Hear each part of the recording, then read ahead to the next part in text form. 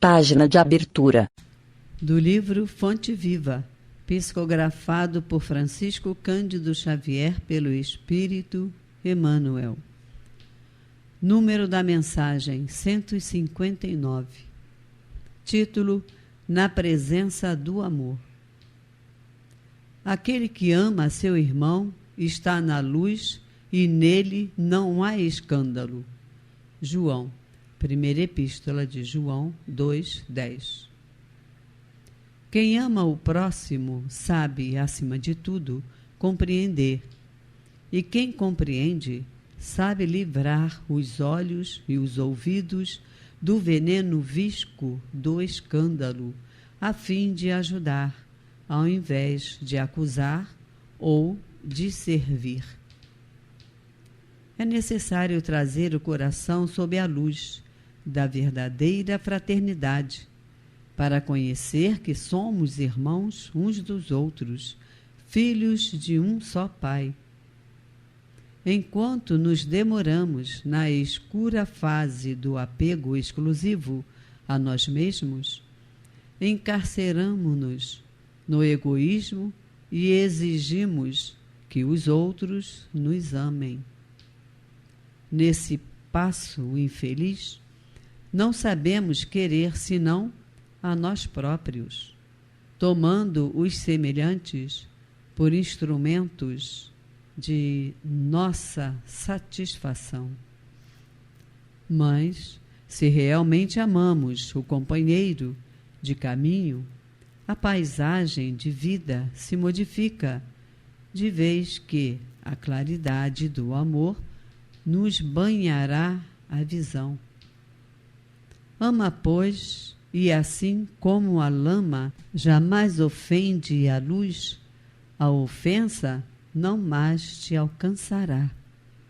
Saberás que a miséria é fruto da ignorância e auxiliarás a vítima do mal, nela encontrando o próprio irmão necessitado de apoio e entendimento.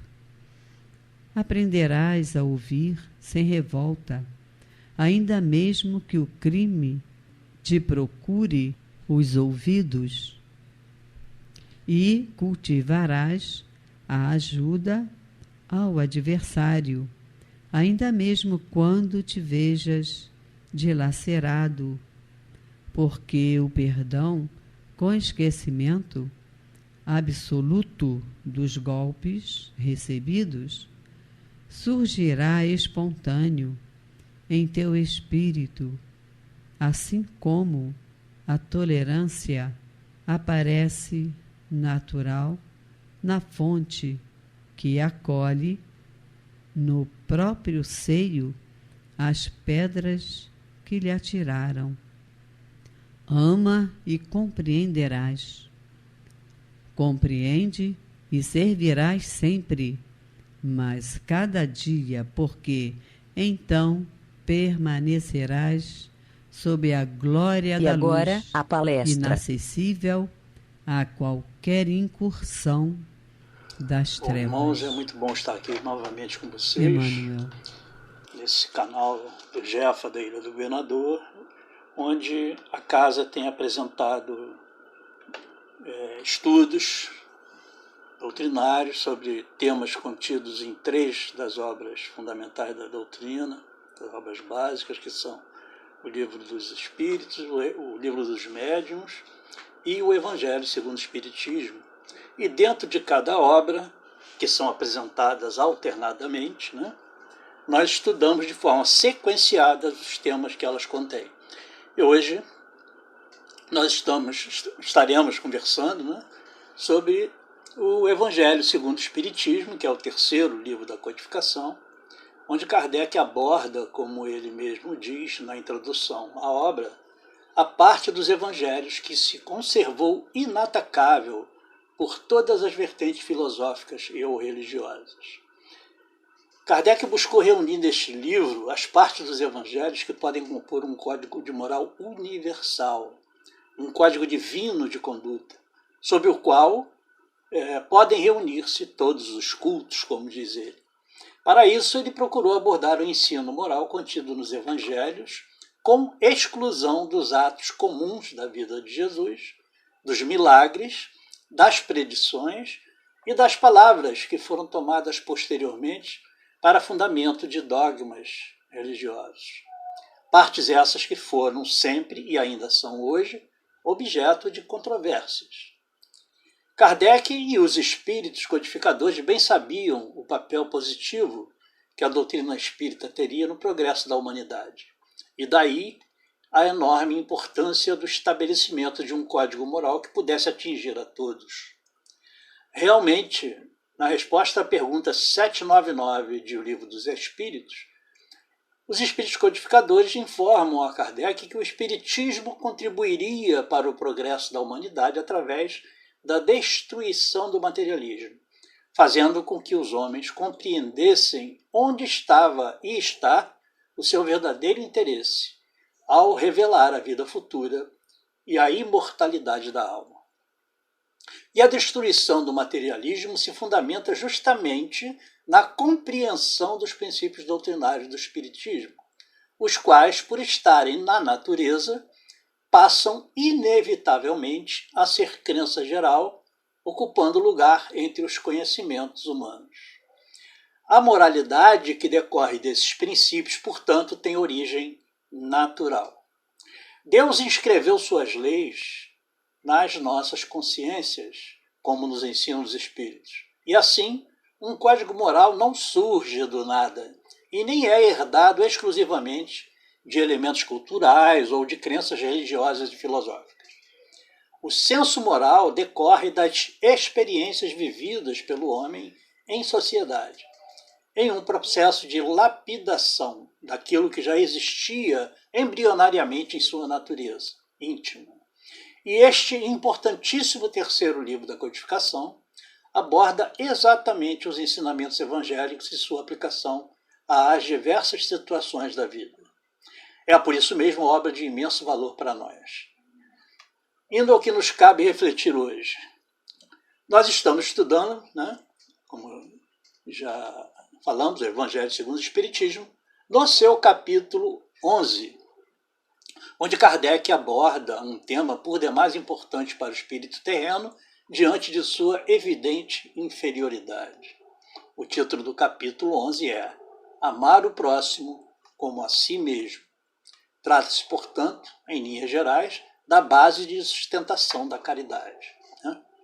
E as duas mensagens que nos cabem estudar hoje são a expressão exata do real sentido do verdadeiro amor e a essência do seu significado, segundo nos foi apresentado pelo Mestre. Elas estão sob o título A Lei de Amor e são os itens 9 e 10 do capítulo.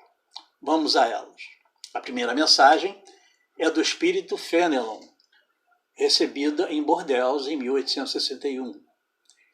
Ele começa nos ensinando que, palavras dele, o amor é de essência divina e todos vós, do primeiro ao último, tendes no fundo do coração a centelha desse fogo sagrado. Já dissemos antes que os espíritos codificadores nos ensinaram que Deus inscreveu suas leis nas nossas consciências. Ora, se as leis divinas estão desde o princípio inscritas em cada individualidade, como então podemos justificar a animalidade em que se situam muitos homens neste nosso mundo? Como explicar as atitudes absolutamente ignorantes e os atos de selvageria e maldade cometidos a miúde neste planeta? Fenelon explica que, palavras dele, para praticarmos a lei de amor tal como Deus o entende, preciso se faz, cheguemos passo a passo a amar a todos os nossos irmãos indistintamente. A tarefa é longa, continua ele, e difícil, mas cumprir-se-á. Deus o quer, e a lei de amor constitui o primeiro e o mais importante preceito da nossa nova doutrina, porque é ela que um dia matará o egoísmo, qualquer que seja a forma sob que se apresente, dado que, além do egoísmo pessoal, há também o egoísmo de família, de casta e de nacionalidade. E continua Fenelon. Disse Jesus, amai o vosso próximo como a vós mesmos. Ora, qual o limite com relação ao próximo? Será a família? A seita? A nação? Não. É a humanidade inteira. Bom, irmãos, diante disso, devemos nos lembrar que quando Jesus prega o amor ao próximo, ele não identifica ou limita o conceito de próximo, deixando o entendimento de que ele estava falando de qualquer um que estivesse potencialmente ao alcance de um ato de amor de nossa parte. Ensinamento de grande impacto, considerando as nossas grandes imperfeições, mas que resolve a questão do real significado de amar ao próximo como a si mesmo. E mais, ensina que devemos desejar e fazer ao nosso próximo tudo aquilo que desejaríamos que ele nos fizesse, pois ninguém desejaria o pior para si mesmo, por óbvio, né? E é bom que se diga que querer o melhor para si mesmo não é relevar aquilo que ainda temos de ruim em nós, deixar para lá, como se costuma dizer, porque todos nós seremos fatalmente felizes no futuro. Ao contrário, o melhor para cada um de nós é expurgar desde já todo o mal que ainda existe em nossos pensamentos e atitudes e eliminar o egoísmo que ainda existe em nós. Basta verificar o que nos ensina o espírito José, meu xará, quando fala sobre a indulgência, no item 16 do capítulo 10 do Evangelho segundo o Espiritismo, onde ele afirma: sede, pois, severos para convosco e indulgentes para com os outros. Assim fica entendido que Jesus não quis dizer que deveríamos amar apenas aos que fazem parte do nosso convívio, da nossa família, do nosso grupo, e muito menos somente os que desfrutam da nossa simpatia, mas a toda a humanidade, incluindo mesmo os nossos inimigos, o que torna esta tarefa ainda mais difícil para os espíritos terrenos. E acrescentando o ensinamento do espírito José, que nós já pronunciamos antes, nós devemos ser rigorosos com relação às nossas imperfeições e indulgentes para com as imperfeições dos nossos irmãos. Voltemos então a Fenelon quando ele diz o seguinte: há pessoas a quem repugna a reencarnação, com a ideia de que outros venham a partilhar das afetuosas simpatias de que são ciosas. A estes, Fenelon chama de pobres irmãos, pois o seu afeto os torna egoístas e se restringe a um círculo íntimo de parentes e amigos.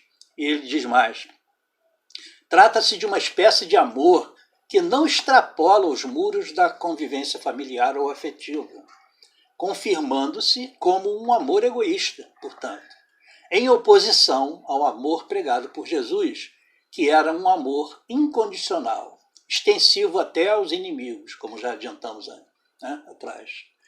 Novamente, Fenelon ensina o seguinte, palavras dele: há entre vós indivíduos que, com o coração a transbordar de amor, despendem tesouros deste sentimento com animais, plantas e até com coisas materiais. Espécies de misantropos que, a se queixarem da humanidade em geral e a resistirem ao pendor natural de suas almas, que buscam em torno de si a afeição e a simpatia, rebaixam a lei de amor à condição de instinto. Entretanto, não logram sufocar o germe vivaz que Deus lhes depositou nos corações ao criá-los. Então, Fenelon, com esse texto, nos exorta a não hesitarmos diante da esterilidade e do endurecimento do coração humano, pois, ao amor verdadeiro, ele, a seu mau grado, um dia vai ceder. É inevitável. E ele finaliza esse trecho, a mensagem dele, vaticinando para nós, palavras dele: amai-vos e vereis a terra em breve transformada num paraíso, onde as almas dos justos virão repousar. É o reino de Deus prometido por Jesus. Então, vamos agora a outra mensagem. A segunda mensagem de hoje, correspondente ao item 10 deste capítulo 11, é assinada pelo espírito Sanson. bastante conhecido nas lides doutrinárias por ter sido ele um membro da Sociedade Parisiense de Estudos Espíritas e, portanto, colaborador de Kardec na obra da codificação. Vale a pena, portanto, diante desse fato, abrir parênteses nesse caso, para lembrar que Sanson é relacionado como o primeiro caso de espíritos felizes, lá no capítulo 2 da segunda parte de O Céu e o Inferno. Lá está dito que ele morreu em 21 de abril de 1862, após um ano de atrozes sofrimentos. E atendendo a pedido por ele mesmo feito através de uma carta enviada à Sociedade Parisiense em 27 de agosto de 1860, portanto, bem antes da sua desencarnação, para que fosse feita o que ele chamou de uma autópsia espiritual, depois da sua morte, ele já previa a sua morte, Kardec o evocou 1 hora antes do respectivo enterro que ocorreu em 23 de abril, 2 dias depois da sua morte. E Sanson, agora não mais encarnado, pôde demonstrar sua grandeza espiritual, que é resultado do conhecimento acumulado durante sua trajetória espiritual, somado, logicamente, ao tempo em que ele participou da sociedade da qual fez parte nesse mundo, ao conhecimento espírita. É importante ressaltar que o médium, isso é um fato interessante, que o médium através do qual Sanson se manifestou foi o senhor Leymarie, que não chegou a conhecer o senhor Sanson, e sequer conhecia detalhes familiares que foram expostos pelo próprio espírito, durante a sua manifestação. Daí, uma confirmação de autenticidade que é registrada por Kardec da comunicação. E Kardec registra isso na Revista Espírita de maio de 1862. Em trechos de suas respostas a Kardec,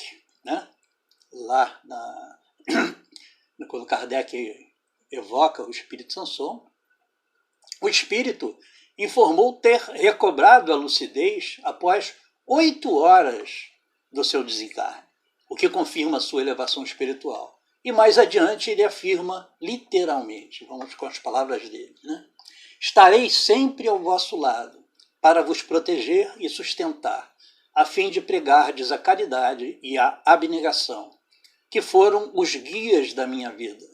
Depois ensinarei a verdadeira fé, a fé espírita, que deve elevar a crença do bom e do justo.